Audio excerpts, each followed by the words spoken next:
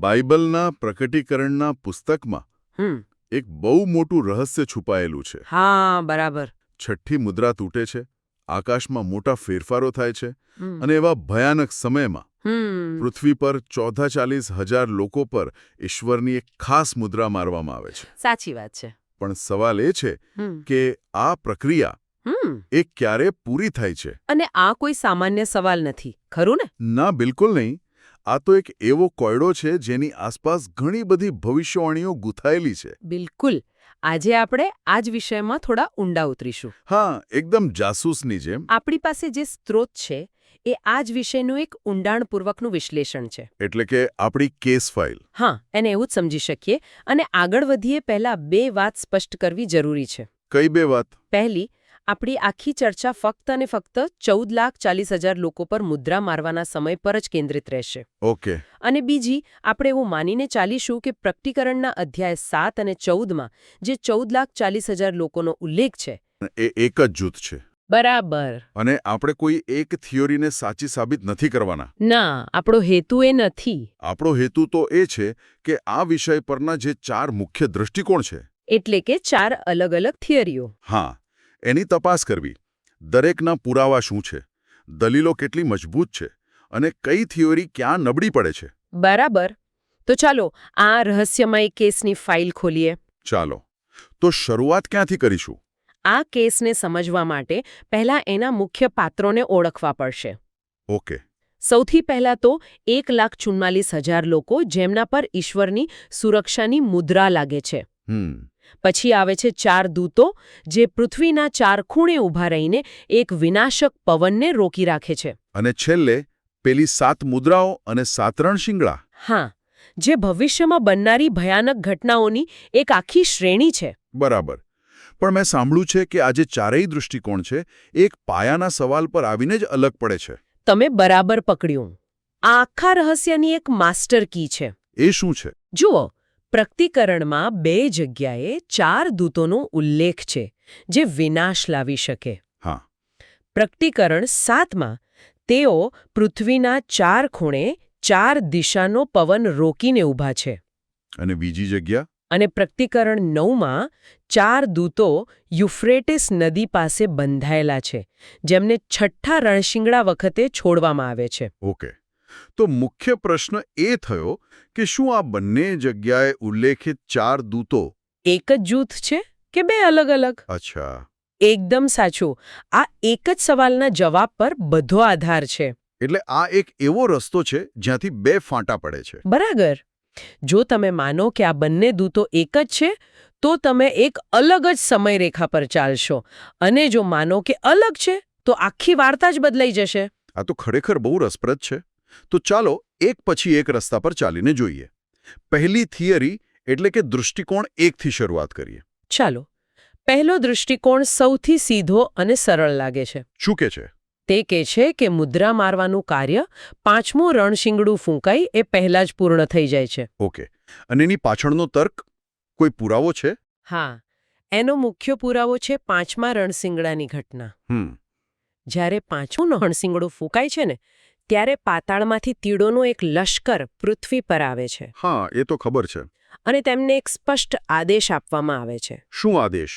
ફક્ત એવા જ લોકોને નુકસાન પહોંચાડજો જેમના કપાળ પર ઈશ્વરની મુદ્રા નથી. એક મિનિટ, આ તો બહુ મોટી વાત છે. હા. મતલબ કે આ તીડો એક પ્રકારના શું કહેવાય, લિટમસ ટેસ્ટ જેવા છે. બરાબર. જેના પર મુદ્રા છે તે સુરક્ષિત, જેના પર નથી તેને પીડા. આટલું સીધું છે? આ દૃષ્ટિકોણ મુજબ હા. જો તીડો મુદ્રાવાળા અને મુદ્રા વગરના લોકો વચ્ચે આટલો સ્પષ્ટ ભેદ પારખી શકતા હોય તો એનો મતલબ તો એ જ થયો કે મુદ્રા મારવાની પ્રક્રિયા તે સમય સુધીમાં 100% પૂરી થઈ ગઈ હોવી જોઈએ. સાચી વાત છે. જો એ સમયે પણ કોઈના પર મુદ્રા લાગી રહી હોત તો તીડોના લશ્કરમાં ગૂંચવણ ઊભી થઈ જાત. બરાબર. આ દલીલ તો મજબૂત લાગે છે. પણ શું આપણા સ્ત્રોતામાં કોઈ નબળાઈ બતાવે છે, કોઈ છટકબારી છે? હા, સ્ત્રોત એક વૈકલ્પિક વિચાર રજૂ કરે છે. એક સવાલ ઉઠાવે છે. કેવો સવાલ? શું એવું બની શકે કે તીડોને આદેશ એવો હોય કે વર્તમાનમાં જેમના પર મુદ્રા નથી ફક્ત તેમને જ નુકસાન પહોંચાડો? જો આવું હોય તો 1,44,000માંથી કેટલાક લોકોને પહેલે વીંછીના ડંખ જેવી ભયાનક પીડા સહન કરવી પડે? અને પછી તેમને મુદ્રા મળે. હા. પણ એ વાતનો શું અર્થ રહ્યો? સ્ત્રોત પોતે જ આ તર્ક પર સવાલ ઉઠાવે છે. ખરું ને? બરાબર. જો કોઈને પાછળથી મુદ્રા મળવાની જ હોય અને તેને તીડોથી બચાવવામાં આવે તો તે સ્થિતિ અને તેને પહેલેથી જ મુદ્રા મળી ગઈ હોય એ બેમાં ફરક શું પડ્યો? સાચી વાત. આ થિયરી મજબૂત હોવા છતાં આ એક સવાલનો જવાબ સ્પષ્ટ રીતે નથી આપતી. બરાબર. અને આ જ સવાલના કારણે બીજી થિયરીનો જન્મ થાય છે. ઓકે. તો બીજા દ્રષ્ટિકોણ પર આવીએ. તે શું માને છે? આ દ્રષ્ટિકોણ પેલી આપણી માસ્ટર કીવાળી ધારણા પર આધારિત છે. એટલે કે 4 દિશાનો પવન અને યુફ્રેટિસના 4 દૂતો એક જ છે? હા. અને કારણ કે યુફ્રેટિસના દૂતો છઠ્ઠા રણશિંગડા વખતે છૂટા થાય છે. ઓકે. આ મત મુજબ મુદ્રા મારવાની પ્રક્રિયા તેના બરાબર પહેલા જ પૂરી થવી જોઈએ. એક મિનિટ રોકાઓ. જો મુદ્રા મારવાનું કામ છઠ્ઠા રણશિંગડા પહેલા પૂરું થાય તો એનો અર્થ એ થયો કે 5મા રણશિંગડાના તીડોના ઉપદ્રવ દરમિયાન પણ લોકો પર મુદ્રા લાગી રહી હતી? હા. આ મત મુજબ એવું જ છે. પણ એવું કેવી રીતે બને? આપણે પાછા એ જ સમસ્યા પર આવી ગયા. બરાબર.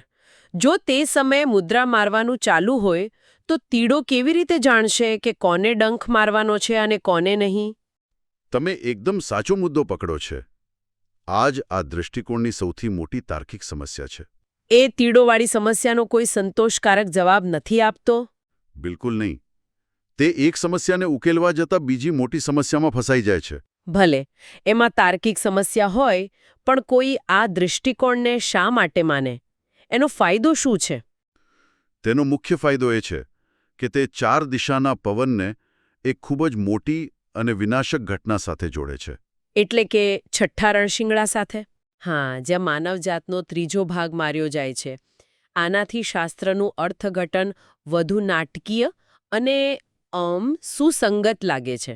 પણ તાર્કિક રીતે ટકી શકતું નથી. બરાબર. સમજાઈ ગયું? તો હવે ત્રીજો દૃષ્ટિકોણ, શું તે આ સમસ્યાને ઉકેલી શકે છે? એ બીજા દૃષ્ટિકોણનો જ એક નાનો સુધારો છે. અચ્છા. તે પણ માને છે કે પવન અને લ્યુફ્રેટિસના દૂતો એક જ છે, પણ તે સમયરેખાને થોડી આગળ ખસેડે છે. ક્યાં સુધી? તે કહે છે કે છઠ્ઠું રણશિંગડું ફૂંકાયા પછી જ્યારે માનવજાતનો ત્રીજો ભાગ માર્યો જાય છે એ ભયંકર અંધાધૂંધી અને પેલા શ્વાપદના આગમન વચ્ચે? હા, એ વચ્ચેના સમયગાળામાં મુદ્રા મારવાની પ્રક્રિયા પૂરી થાય છે. પણ આ તો સમસ્યાને વધુ ગંભીર બનાવે છે. કેવી રીતે? આમાં પણ 5મા રણશિંગડાના તીડોવાળી સમસ્યા તો રહે જ છે અને સ્ત્રોત મુજબ આમાં એક બીજી મોટી ભૂલ છે. કઈ? શાસ્ત્ર સ્પષ્ટ કહે છે કે જ્યાં સુધી મુદ્રા મારવાનું પૂરું ન થાય ત્યાં સુધી પવનને રોકી રાખવામાં આવ્યો છે. હા, એ તો સાચું. તો જો છઠ્ઠા નવશિંગડા વખતે પવન છૂટો મુકાય તો એનો સીધો અર્થ એ થયો કે મુદ્રા મારવાનું કાર્ય પહેલેથી જ સમાપ્ત થઈ ગયું હોવું જોઈએ. સાચી વાત છે. તે ઘટના દરમિયાન તે કેવી રીતે ચાલુ રહી શકે? બરાબર. પવનનું છૂટવું એ જ મુદ્રા કાર્યની સમાપ્તિનો સંકેત છે, તેની શરૂઆતનો નહીં. એટલે ત્રીજો દૃષ્ટિકોણ પણ એક મોટા વિરોધાભાસમાં ફસાઈ જાય છે. હા. આપણે અત્યાર સુધી 3 દૃષ્ટિકોણ જોયા અને ત્રણેયમાં કોઈને કોઈ ગંભીર સમસ્યા છે. એવું લાગે છે કે આપણે કોઈક મૂળભૂત ધારણા જ ખોટી કરી રહ્યા છીએ. શું કોઈ ચોથો રસ્તો છે? હવે આપણે એ જ ચોથા દૃષ્ટિકોણ પર આવીએ છીએ. અને એ શું કહે છે? એ આખી સમસ્યાને એક અલગ જ દૃષ્ટિથી જુએ છે. તે કહે છે કે મુદ્રા મારવાનું કાર્ય 7મી મુદ્રા ખોલવામાં આવે તે પહેલા જ પૂર્ણ થઈ જાય છે. ઓહ, એટલે રણશિંગડા શરૂ થાય એ પહેલા જ. હા, અને આ દૃષ્ટિકોણ સ્ત્રોતોમાં સૌથી વિગતવાર અને જટિલ છે. આનો અર્થ એ કે તે પેલી મૂળભૂત ધારણાને જ બદલી નાખે છે. બિલકુલ.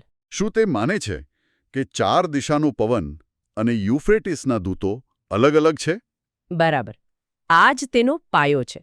એની અમુક મૂળભૂત ધારણાઓ છે. દેવી કે? પહેલી, 4 દિશાનો પવન અને યુફ્રેટિસના 4 દૂતો એ 2 તદ્દન અલગ અલગ શક્તિઓ છે. ઓકે. બીજી, પવન એ શ્વાપતના પ્રતિકાત્મક ઉદય માટે નથી, પણ તે પૃથ્વીને વાસ્તવિક અને ભૌતિક નુકસાન પહોંચાડે છે. અને ત્રીજી? અને ત્રીજી, યોહાન જે નાનું પુસ્તક ખાય છે તે બીજું કંઈ નહીં પણ શાશ્વત સુવાર્તા, મુદ્રા અને ઈશ્વરના આશીર્વાદનું જ પ્રતીક છે. ઓકે.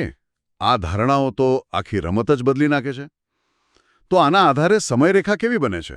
સમયરેખા ખૂબ જ સ્પષ્ટ અને તાર્કિક બને છે. ચાલો તબક્કાવાર સમજીએ. હા. ચાલો પહેલા છઠ્ઠી મુદ્રા ખોલવામાં આવે છે અને મોટા કુદરતી ફેરફારો થાય છે. બરાબર. બીજું, આ પછી તરત જ 4 દૂતો 4 દિશાના પવનને રોકી રાખે છે. એટલે એક શાંતિનો સમયગાળો? હા, અને આ શાંતિના સમયગાળા દરમિયાન 1,44,000 લોકો પર મુદ્રા મારવાનું કાર્ય શરૂ થાય છે અને પૂર્ણ થાય છે. ચોથું, અને આ સૌથી મહત્વનું છે, મુદ્રા મારવાનું કાર્ય પૂર્ણ થયા પછી જ 7મી મુદ્રા ખોલવામાં આવે છે. અચ્છા. અને પાંચમું, 7મી મુદ્રા ખુલતાની સાથે જ 7 રણશિંગડા ફૂંકાવાની શરૂઆત થાય છે, જે પેલા રોકી રાખેલા પવનને પૃથ્વી પર વિનાશ કરવા માટે છૂટો મૂકે છે. વાહ! આ દૃષ્ટિકોણ મુજબ તો મુદ્રા મારવાની પ્રક્રિયા એ રણશિંગડાના ભયંકર વિનાશ પહેલાની એક સુરક્ષાત્મક તૈયારી છે. બરાબર. જાણે કે યુદ્ધ શરૂ થાય તે પહેલા સૈનિકોને બખ્તલ પહેરાવવામાં આવે. એકદમ સાચું. આનો અર્થ એ થયો કે 1,44,000 લોકો તીડોના ઉપદ્રવમાંથી પસાર થતા જ નથી, કારણ કે તેઓ પહેલેથી જ સુરક્ષિત છે. બરાબર. આ દૃષ્ટિકોણ પહેલા ત્રણેય દૃષ્ટિકોણની સમસ્યાઓનો ઉકેલ લાવી દે છે. અને એનાથી એ પણ સ્પષ્ટ થાય છે કે 1,44,000 પર મુદ્રા લાગવી એ કોઈ નાની ઘટના નથી. ના, એ એક મોટી ઘટના છે, જે પેલી પ્રાયશ્ચિતના દિવસ જેવી ભવિષ્યની મહાન ઘટનાઓ માટે માર્ગ મોકળો કરે છે. 1 મિનિટ રોકાઓ. પ્રાયશ્ચિતનો દિવસ આ શબ્દ કદાચ બધા સાંભળનારાઓ માટે નવો હોય. શું તમે એક વાક્યમાં સમજાવી શકો કે એનો અર્થ શું થાય? ચોક્કસ. જૂના કરારમાં પ્રાયશ્ચિતનો દિવસ એ વર્ષનો સૌથી પવિત્ર દિવસ હતો.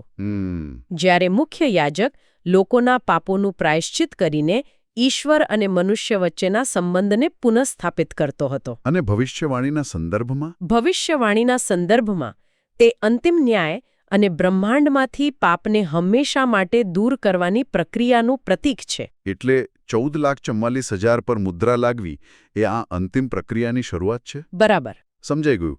પણ અહીં એક ભાગ મને હજુ પણ ગૂંચવે છે. કયો? સ્ત્રોત નોંધે છે કે પ્રકટીકરણમાં યોહાન જે 14,44,000નું પ્રતિનિધિત્વ કરે છે. હા, તે નાનું પુસ્તક છઠ્ઠા રણશિંગડા પછી ખાય છે. બરાબર. જ્યારે આ ચોથા દૃષ્ટિકોણ મુજબ મુદ્રા મારવાનું કાર્ય તો છઠ્ઠી મુદ્રા વખતે જ, એટલે કે ઘણા સમય પહેલા પૂરું થઈ ગયું હતું. આ સમયનો તફાવત તો બહુ મોટો છે. આ આખા વિશ્લેષણનો સૌથી રસપ્રદ ભાગ છે. એ કેવી રીતે શક્ય છે? અને અહીં જ સ્ત્રોતનો ખુલાસો ખૂબ મહત્વનો બની જાય છે. તે સમજાવે છે કે પ્રકટીકરણ પુસ્તક હંમેશા એક સીધી સમયરેખામાં નથી લખાયેલું. મતલબ? આને એક ફિલ્મની જેમ વિચારો. ક્યારેક દિગ્દર્શક તમને ક્લાઇમેક્સનો એક સીન શરૂઆતમાં બતાવી દે છે અને પછી 3 દિવસ પહેલા કરીને વાર્તા શરૂ કરે છે. ઓહ, તો તમે એમ કહેવા માંગો છો કે આ દ્રશ્યો ઘટનાક્રમ મુજબ નથી ગોઠવાયેલા, પણ વિષય મુજબ ગોઠવાયેલા છે? બરાબર. 1,44,000 લોકો પર મુદ્રા તો છઠ્ઠી મુદ્રા વખતે જ લાગી જાય છે. તો પછી એ દ્રશ્ય પાછળથી કેમ બતાવવામાં આવ્યું છે? કારણ કે યોહાન આપણને તેમને નાનું પુસ્તક ખાતા હોવાનું દ્રશ્ય પાછળથી છઠ્ઠા રણશિંગડા પછી બતાવે છે. એ શ્વાપદના શાસનની શરૂઆતનો સમય છે. અચ્છા. લેખક એ બતાવવા માંગે છે કે મુદ્રા પામેલા લોકો હવે તે ભયંકર સમયગાળા દરમિયાન ભવિષ્યવાણી કરવા અને સાક્ષી આપવા માટે સંપૂર્ણપણે તૈયાર છે. વાહ! તો એ સમયનો વિરોધાભાસ નથી, પણ એક સાહિત્યિક સાધન છે. હા. પુસ્તક ખાવું એટલે કે મુદ્રા મેળવવી એ ઘટના છે જે છઠ્ઠી મુદ્રા વખતે બને છે, અને ભવિષ્યવાણી કરવી એ તેનું પરિણામ છે જે છઠ્ઠા રણશિંગડા પછી દેખાય છે. એકદમ સાચું. એ દ્રશ્ય ત્યાં એ વાત પર ભાર આપવા માટે મૂકવામાં આવ્યું છે.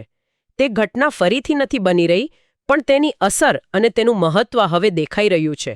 આ રીતે આ ચોથો દૃષ્ટિકોણ સમયના વિરોધાભાસનું ખૂબ જ સુંદર રીતે સમાધાન કરે છે. બરાબર. તો આખી ચર્ચા પછી આપણે ક્યાં પહોંચ્યા? આપણે જોયું કે કેવી રીતે 4 અલગ-અલગ થિયરીઓ મુદ્રા મારવાની પ્રક્રિયાને અલગ-અલગ સમયરેખામાં મૂકે છે. સાચું કહ્યું. જો આપણે સારાંશ કાઢીએ તો મુખ્ય ભેદ એક જ મુદ્દા પર આવીને અટકે છે. કયા મુદ્દા પર? શું 4 દિશાનો પવન અને યુફ્રેટિસના 4 દૂતો એક જ છે કે અલગ?